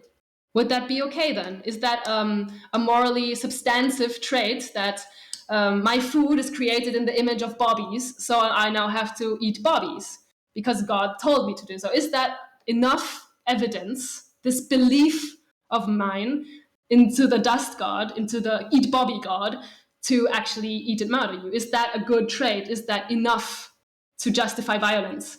Depends if your religion is right or wrong. For that, as I said, we have different analyzing methods. And in that case, I would say that your worldview would be wrong. That's it. Okay. Yeah, it's really difficult, of course, to argue against that, because if you believe that your religion is right, and you believe your religion is right as well. You believe veganism, which is a religion, actually it has even been a protected belief system within the UK now, is right. You base it on certain predispositions, such as ethics, suffering, human rights is a baseline as well of that conceptualization, speciesism, etc., etc. You have a belief system which is deeply religious, of course. Yeah, you but it's founded in logic. You even asked me, and after a big back and forth, I agree to play with you and to name the trait. Thank and now you don't so want to play much, with me. Bobby. No That's worries. so kind I'm a of gentleman. you. And now you don't want to play. No, we actually we played. We did it was a harsh battle, and we came to the conclusion that it was God, which is the trait. So that's fine. The game is over. No. The trait is or not do you want to God. go another round? No, I know the trait is it's being created in the image of God. Yes. I understood that, which is the difference why you may kill and eat other animals. But let's just to further this. I know religion is a harsh thing to debate, but let's just say, okay, you cannot eat and kill humans because they are created in the image of God. However, that does not give you the commandment to eat and murder other animals, especially if your God has obviously, unless you also want to refute that, made the animals that you eat to be capable of suffering. So wouldn't a God want you to be kind and compassionate? Which is, can I actually open an image here that you can show your viewers, or does that not work? Yeah, we can try. Okay. Let's go. I think you would have to put it into your video frame, and then I could show it. I don't know if I can do that, but I can. Just try the screen share. I have no idea how Discord works. Okay. So does this, do you see that? No, I don't see anything. Just give me a second.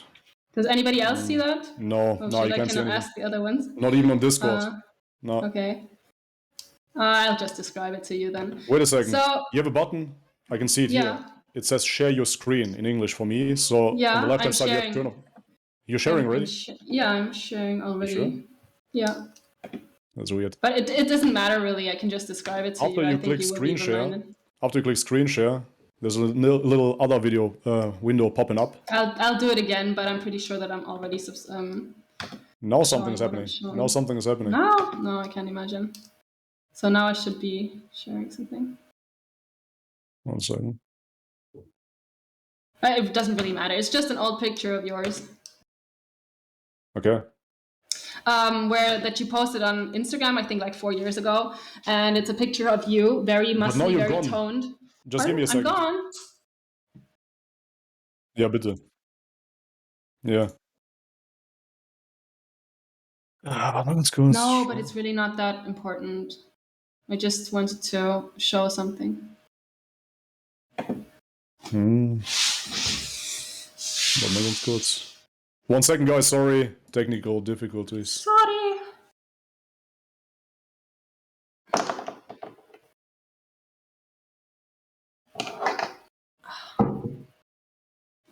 Ich sehe gar nichts.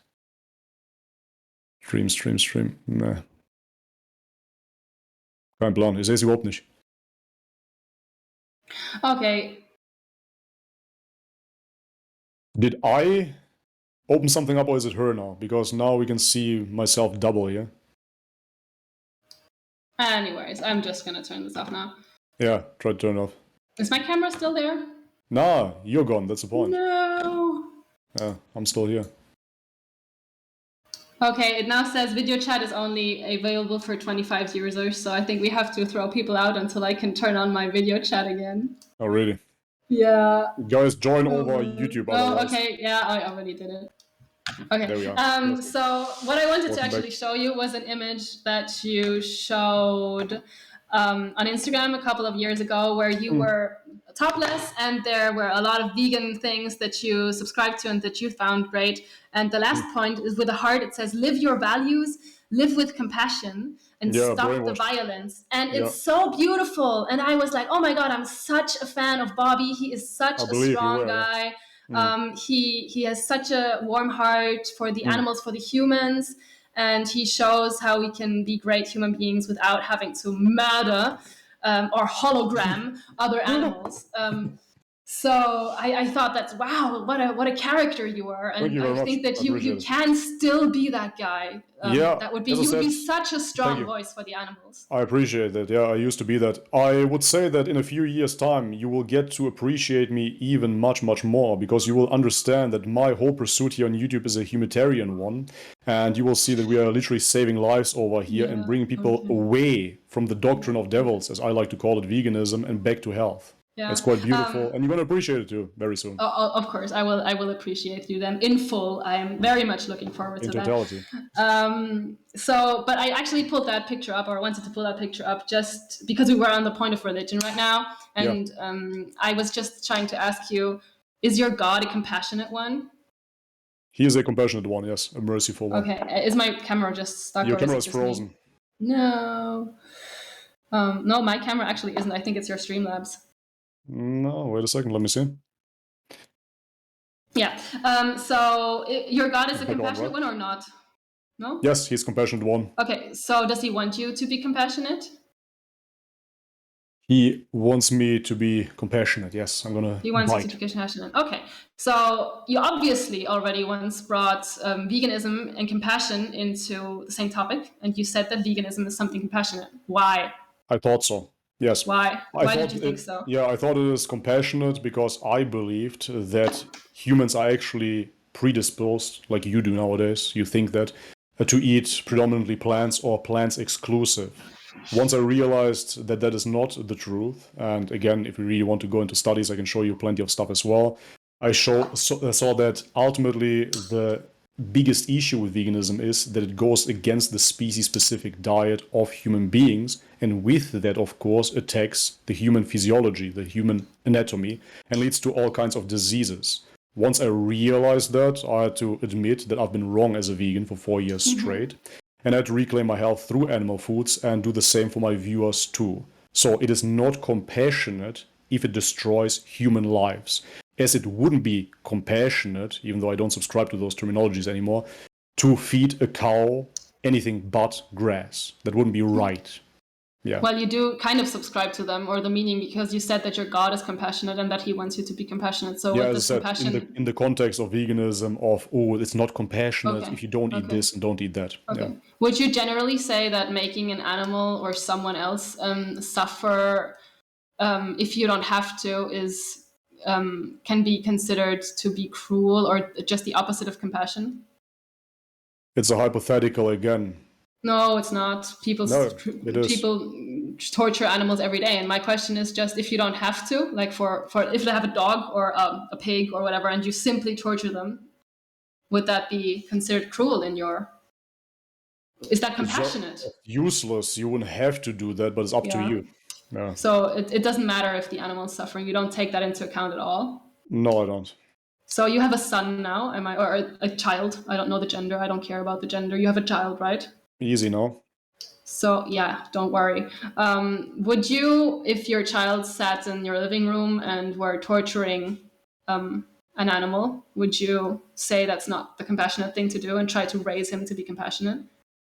Depends. I would be impressed on what damage he can inflict. Maybe we can eat it together.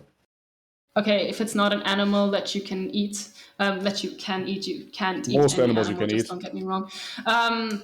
Let's say it's a very sick animal and you could not eat it, and he's only doing it because it's fun to him, and he's inflicting needless suffering. Your child in your living room, would you try to stop him and raise him to be a compassionate being that should not inflict needless suffering, or would you encourage him?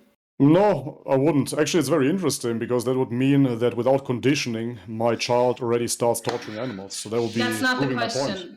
It That was would be a interesting. hypothetical. No, I would So let you it- would, I would let it so be. you would encourage him. Okay. Sure, Yeah. for example, if my child would go out and just grabs a worm, for example, because the child cannot inflict really that much damage and starts Yeah. eating the worm raw, I would be like, "Pff, have fun, go for it. Okay. So, but if you would do the same thing with another child who is weaker, Who's weaker, yeah. I mean, it's just normal for children to test themselves. It has to Yeah, be but in if he were agreement like, I don't with the know, parents. taking a torch and burning off his eyeball, wouldn't you try to stop him? Yeah, because it's a human being, yet again, sure. Okay, so we're back to the human being thing. Yeah, Yeah. so I think we have come full circle.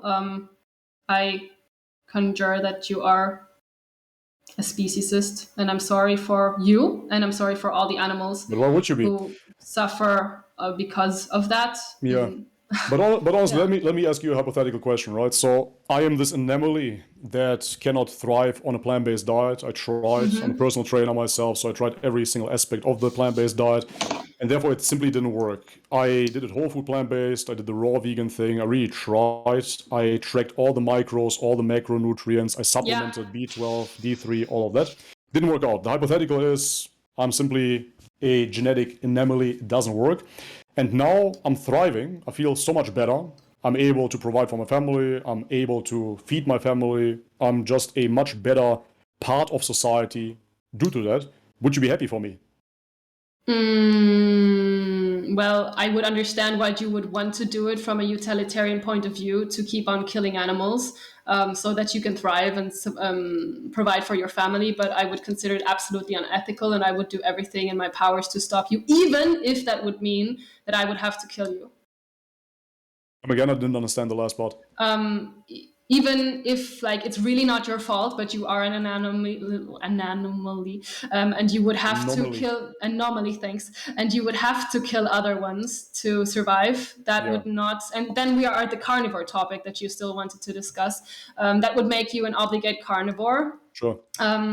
Which in that form does not really exist, because we can feed any animal on a strictly plant-based diet as long as it gets all the nutrients, unless you are an anomaly, like we just stated in that hypothetical. I would not say, I mean, of course I would be happy for you that you can do that, but I would be very much not happy for all your victims, and I would definitely stop you from doing that, which would probably mean having to kill you or having to make you starve.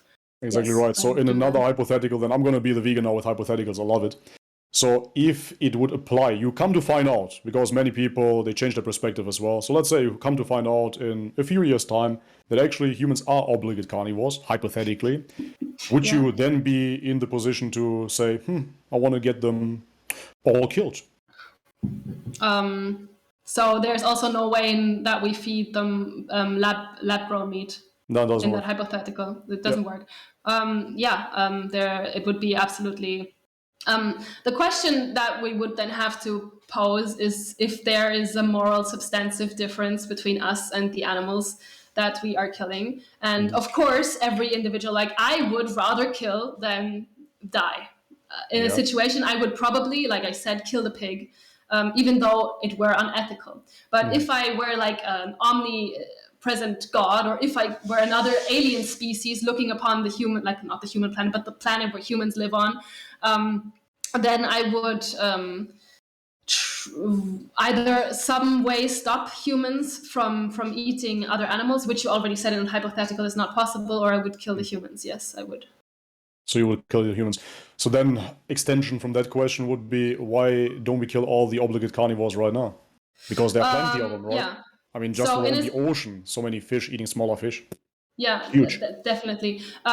We should, of course, focus on the thing that causes the most suffering at the moment, the most needless suffering, which is our human species systematically enslaving, torturing, mutilating, degrading, discriminating, and murdering other animals. So we should stop that first. But to answer your questions, wild animal suffering is actually a term that you have probably already heard since you were 4 years ethical vegan, is a huge philosophical thing that we definitely have to look into. I know that there is, even in like the vegan community, a large debate on whether it is ethical or unethical to kill and cull carnivorous animals for the sake of the herbivorous animals. And I am actually rather in favor of it if it comes to a broken down situation. Like, for example, if I'm having a picnic and I see a snake wanting to eat a mouse, I would definitely stop the snake from eating the mouse. And there is, definitely, because I see a situation of violence from the perspective of the victim, and the victim here is mainly the mouse. I'm not saying that the snake is not a victim in having been born in a carnivorous animal's body.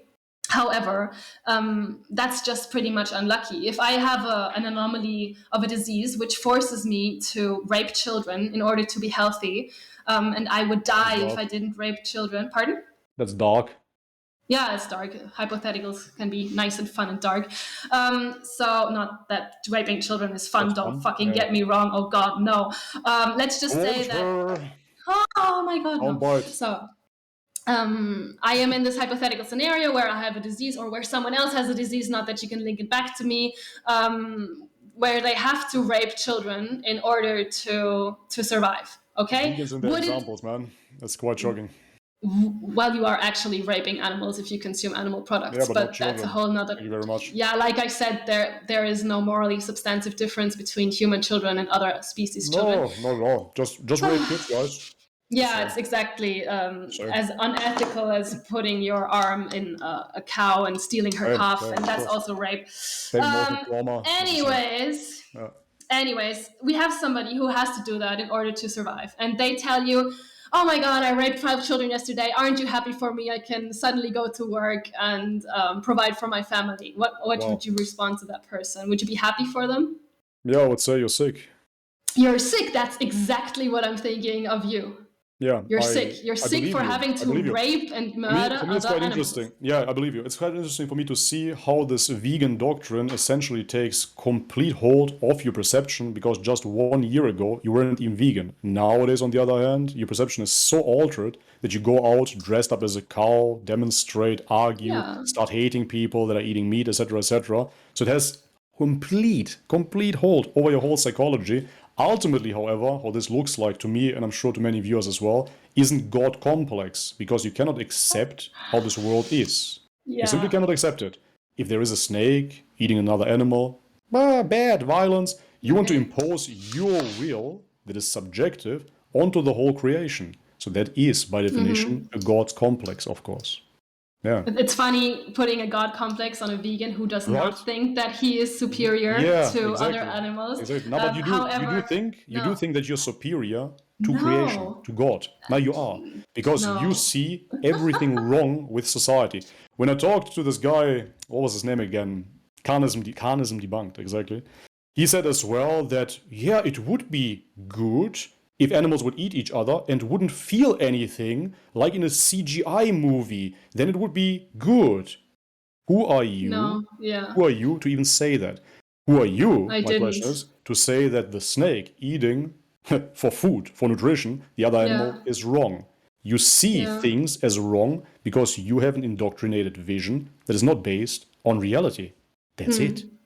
Okay. Yeah. If a bear attacks you and I have the possibility to go in between you and the bear and save you from the bear, because he also wants to eat your beard because he subscribes to the same God that I do. Don't you? I do. And would you want me to step into that scenario and save you, or would you say no, the evolution, the bear should take you? Up to you. That's up to me. So if I have you then screaming at the top of your lungs, you would probably say, it's up to you, Raffaella, if you come and save me. It's totally your choice. No, I would say that it says more about you in this context, in this hypothetical yet again, if you want to save your fellow human or not. It depends on you. Yeah. So I see the suffering. I personally would save you, nevertheless, even if you're vegan. I honestly, if you say that I should then save you, which would be the more ethical thing. No, but you would save me, so you said, okay, that's obviously for you the more ethical, the righter choice. I would do that. Yeah. So for yourself, you would say that you would do that because you believe it's the right thing to do or the righter thing to do. Otherwise, you wouldn't do it. That's how the brain functions. You Me, choose. as I said already, we are created Yeah. in the image of God. Okay, You're yeah. a human being. I'm going to Yeah. save you. That's my perspective, yes. Yeah, that's just, we're back to the speciesism. But I think we have also now gone through the Why would that be carnivorous wrong? thing, and we would just go through the whole speciesism thing again. There is Yeah. no morally substantive difference between me as a human that you would save, but the mouse that you would not save. So other than me being created in the image of God, okay, Yeah. that's your trade, which I think is absolutely absurd, which I've showed you that it's absurd. But You didn't. at this point, we How would... did you do that? You didn't. Well, I told you that I believe in a God that would make me You said you eat believe you. that, yeah. Yeah. So you would probably not think that that's right. And if you say that that's would be okay, or if I say that my religion is 100% right, it has to be the right religion, that's something that I believe in, that I have no evidence for. So Exactly. violence has to be justified. And me just saying that I believe... Yeah. Justified violence. Do you have objective evidence for your God? Justified violence is, of course, a part of our system as well. For example, if you look at America, they still have the death penalty. Essentially, putting somebody into jail is a form of violence as well, right? So certain things of violence you will find even in a very liberal society. Moreover, you will see a liberal society invading certain countries under certain premises that are justified because of human rights. And then you see all of a sudden, justified. So I think we agree there. Ultimately, violence will be a part either way. It depends on how you lay it out. I simply said that my worldview is that God dictates the image of God being untouchable, so to speak, and that is what we seek to protect. Anything that goes against the human is obviously wrong. I do not care for any other food group that you call an animal. That's it. Exactly. So we already had that. Like I said, if I believe in exactly the opposite of you, that I have to eat humans, that would not make it right. I have no evidence for my God that I believe in. You have no evidence for your religion to be more right than my religion. I don't have evidence. As I said already, it would be a theological discussion, so look at it. I do not want to go down the theological discussion. We won't go down to it, but I have to explain that we have different methods of detecting truths, right? So that's just how it is. Truths. Right? Okay. So ultimately, we have philosophical means, we have theological means, we have scientific means. So certain questions cannot be examined in a laboratory. Therefore, you look at them philosophically, theologically, historically, etc., etc. So there are certain methods how you would deduct then what is true and which religion would be true as well. So you have debates about that, you have discussions about that. There will be a different discussion, of course. So if you could then, in a hypothetical, present that your religion is right and the dust god is correct, then yes, you would be correct. Yeah, but since there is no way that we have found to find evidence for any god out there, and that there is a multitude of religions who all claim that they're the right ones, and they use violence and they justify it through their religions, where each and every single one believes that they're right, this is obviously not something that we should do until we have found any evidence of God. But at this point, I must honestly say, I think we have had a lot of topics covered, and it was fun, honestly, at least for me. And I would like to conclude for my part with a finishing statement, if that's okay for you. Sure. One question. Do you want to stay back, let's say 5 minutes, because we had just a few super chats as well that were questions for you? Okay, yeah, I can do that. I would still finish this before, though, what I wanted to say. Yeah, go for it. No worries. So, so you can still ask questions to the following that I'm going to say. If you don't want to be racist because you are against discrimination on the basis of arbitrary traits like skin color or sex or gender identity, then you must, following ethical principles, also not discriminate against other individuals on the basis of their species. So if you're against racism, then please also do not be a speciesist. Look up speciesism. You can watch movies on the topic of animal industries and what happens in the animal industries on this link, an3x.org. And there's also a short movie which I have made, which is called Why Vegan? I have it there in German and in English.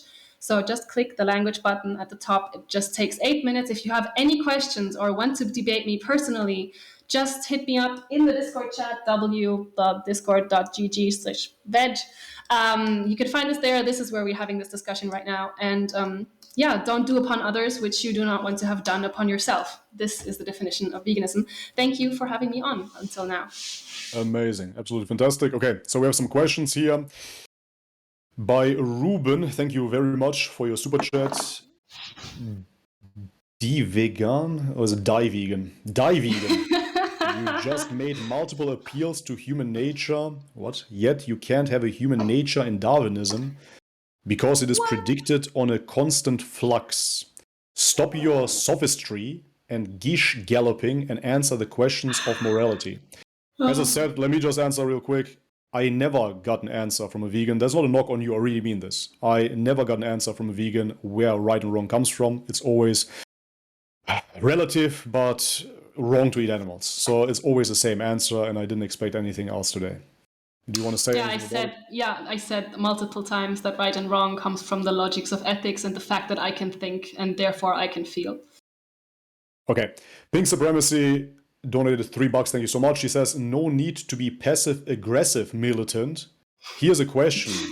How come sperm count and sex hormones drop significantly on a plant-based diet if that diet is truly an option for us?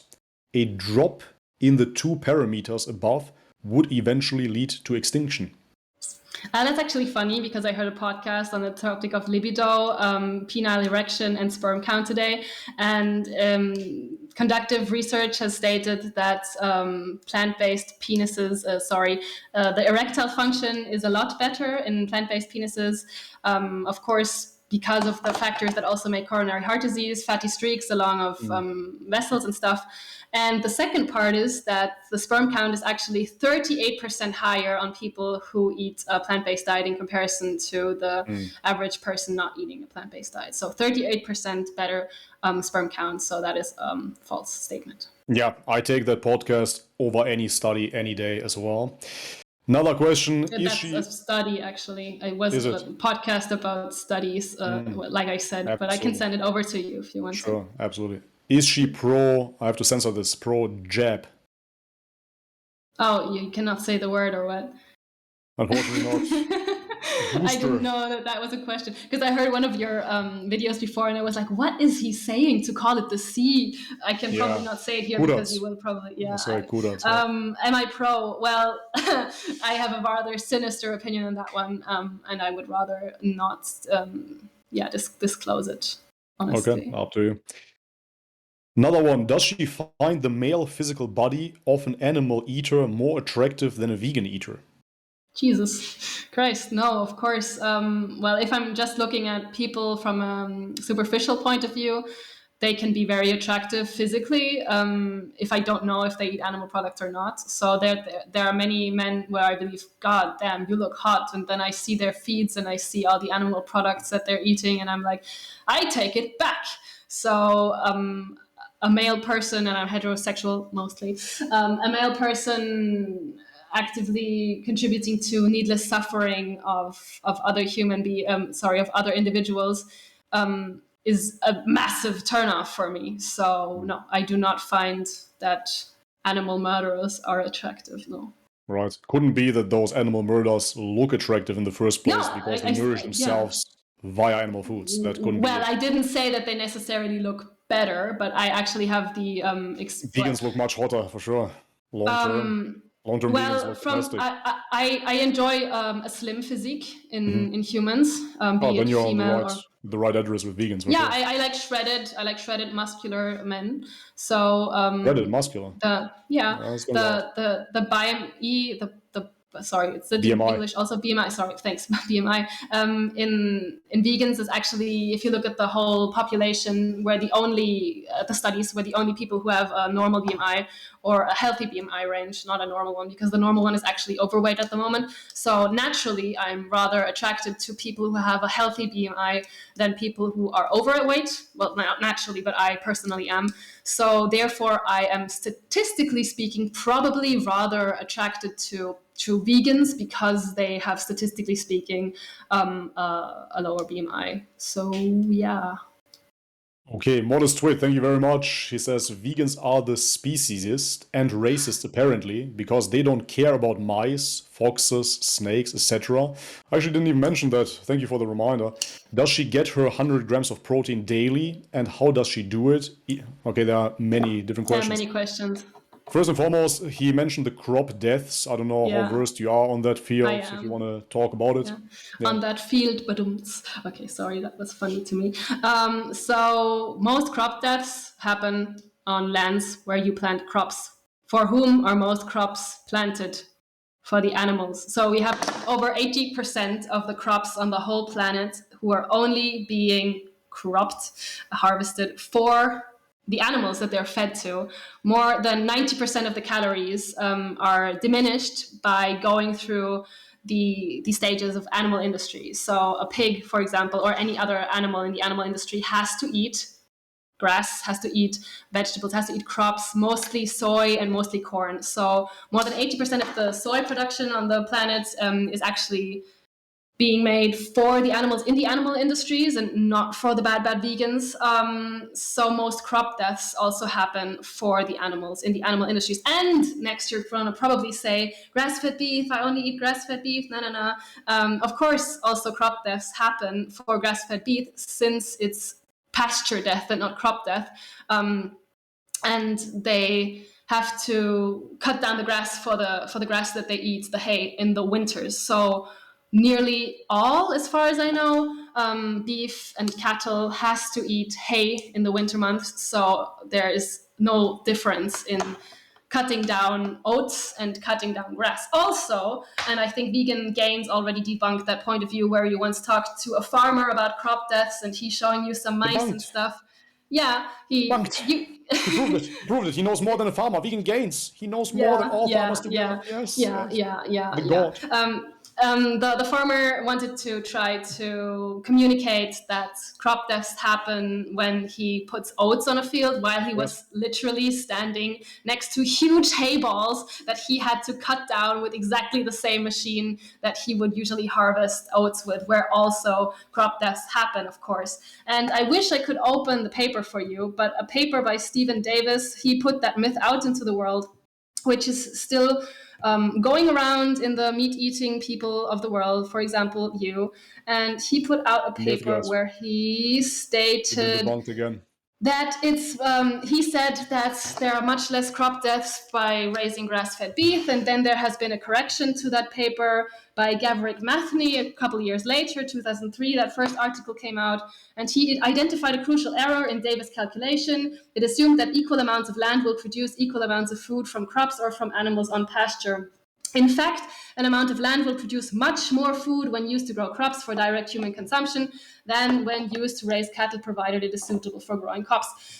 And then there is a great graphic that I can send you to, of course, the number of animals killed to produce 1 million calories in 8 food categories, where beef is actually one of the worst, and grains actually one of the best when it comes to killing as little as possible animals on crops, but you wouldn't mind anyways. Did you know that 80% of the plants that are produced for human consumption ultimately end up not being fed to animals, because animals always get the B grade plants. So essentially 80% of those plants that go to animals are not for human consumption in the first place. Did you ever hear that? I don't understand. I just said before, 80% of the crops are there to be fed to animals. It is waste products from the soy production. It is waste products from the beer production. So that would be new to me, but it doesn't really matter. 80% of the animal feed, those plants, they're not meant for human consumption. We couldn't even eat them to begin with. It's true. Yeah, look it up. Yeah, even if we could not eat them to begin with, they would still have to eat something, and then we would still be wasting a field where we could grow crops that we could technically eat. And we don't even have to use all the crop fields that we're using right now. So we would still have a huge plant waste, though, because those 80% of plants cannot be eaten. Yeah, those 90% of calories that we waste when we put them through the animal industry. We really cannot eat them. That is actually a huge waste. Does she get her 100 grams of protein daily? I don't know. You tell me.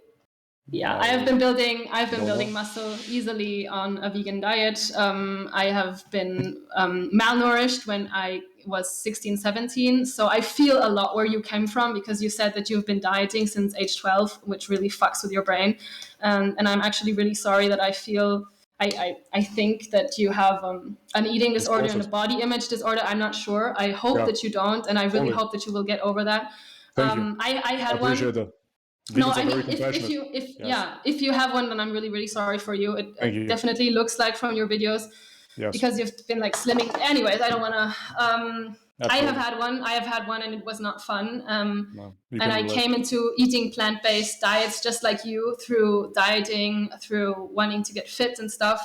That's not how I got into it at all. You said that you've been interested in nutrition very early. Yes, but So that's not how I got thought, into veganism. okay. Okay. I got into it just for ethical reasons. Okay, yeah, that's cool.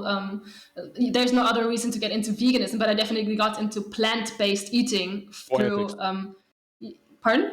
For ethics, yes. For ethics. I didn't go plant-based for any type of dietary approach. No, that has nothing to do with poor ethics, but never mind. So what was the question? If I get enough protein? I've definitely been building my shape and my physique, and I do believe that I am a rather fit woman for my age compared. Now the question is, do you get 100 grams of protein? I don't know if I eat 100 grams of protein. I don't think so. I don't count macros. I don't know. Just give me a second. Sorry. Possible. Can I just keep you for 1 minute? My son is screaming. Just give me a second. Oh no! Go feed him some dead animals. It will make everything better.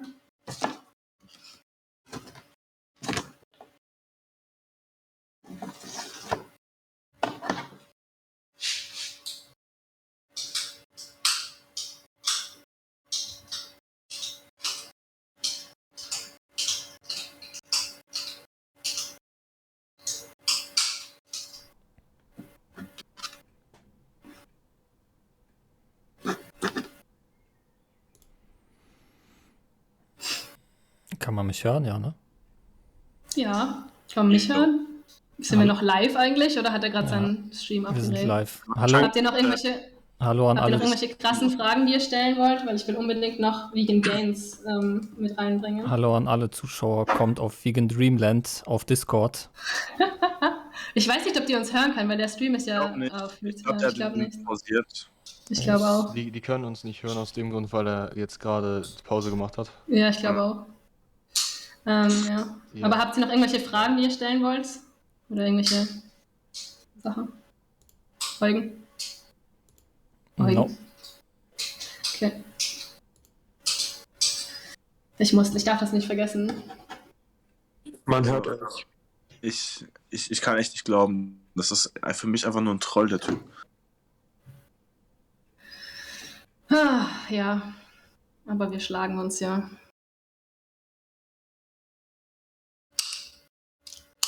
Leute, kriegt niemals Kinder. Müsst ihr eure YouTube-Debatten unterbrechen. Nein, macht Vasektomien, Leute. Macht Vasektomien, Leute. Hab schon gemacht, ist einfach besser als, schneller als ein Zahnarztbesuch. 20 Minuten, Schnapp, let's go. Und dann könnt ihr es richtig machen lassen. Der Bursch spricht aus Erfahrung. Oh, ich will aufs Klo. Soll ich schnell aufs Klo gehen? Klar. Ich gehe schnell aufs Klo, falls er zurückkommt. Yo, sorry to keep you waiting. Oh, fuck. Oh, she's gone. No, I was just gone for a second. Can I get back to the protein thing for a second? Yes, that's the question. I actually found I fed my son a lot of dead animals and secretions, so now he's fit again. Yeah. Thank you Great. for your concern. I'm happy for you. I'm sorry, I think my camera is a bit, I don't know. So I actually found my old diet plan where I calculated my protein. And the question was, if I get 100 gram protein, I can easily get that. I could easily get that with that plan. I did not calculate for snacks that I ate. I only did breakfast, lunch, and dinner. And I got 80 grams of protein. And like I said, there were no smoothies in between, where I usually put in some protein powder when I felt like it, or I ate nuts and seeds and stuff, or a piece of bread with something, which gives you probably the additional 10 gram. I am a very slim person, so I don't think that I need 100 grams of protein. And actually, we get more sicknesses if we eat too many grams of protein. Is that so? Yeah. Okay. Yeah, so you heard it here, guys. Bread has protein as well. Gluten protein, really, really good for you. Just get it from bread. It's much better than meat. Fantastic. Okay, so we had another question by artist. Just says, thank you for all you do. No worries, thank you very much. As we said, the vegans, they get to appreciate us in the long run. At first they hate us, then they start questioning, then they start loving us.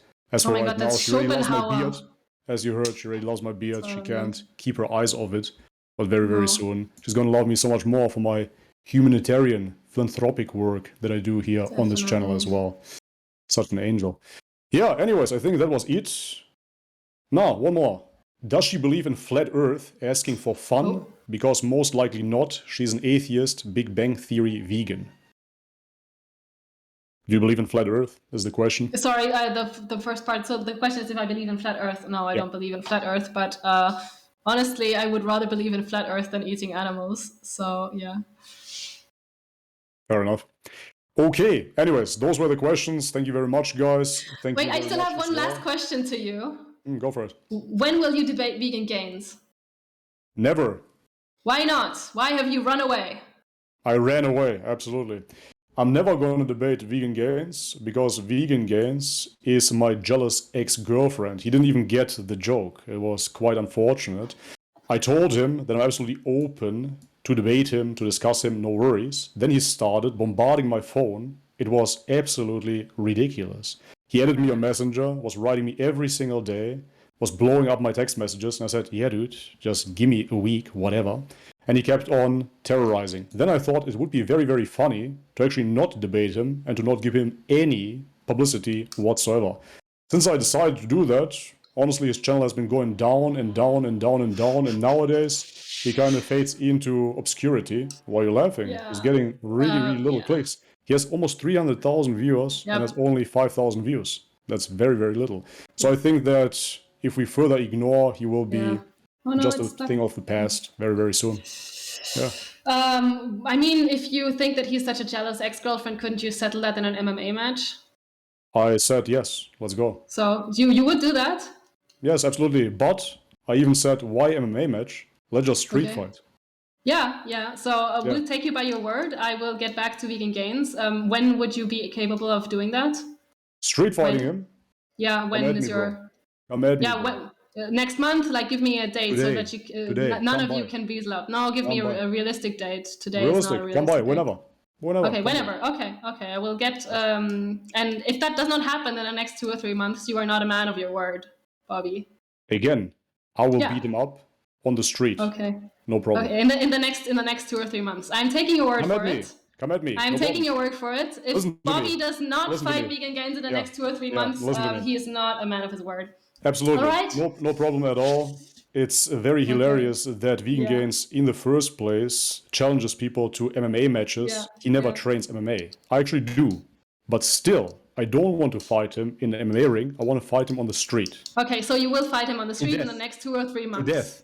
Not to death. No. To death. Not to death. No, to death. You do not kill humans. You already said that. To death. And vegan gains, last time I checked, is a human. To death. No, he's not. Oh, no. To death. No. To death. So if he wants to fight me to death, let's do it. Let's go. So you will only fight him to death? To death. You will only fight him to death? To death. Okay, so you just said that right now so that you don't have to fight him. That's your reason to add that. I want to fight him to death. What's wrong with that? All right. Never mind. Thank you for the stream. Yeah. Thanks for having me on. Everybody go vegan. If you do not want to be at the slaughterhouse yourself, then do not put it onto others. And watch the movies on an3x.org and come and discuss with us in the vegan channel. Fantastic. Thanks. Thank you very much for coming on. Bye. Have a great evening.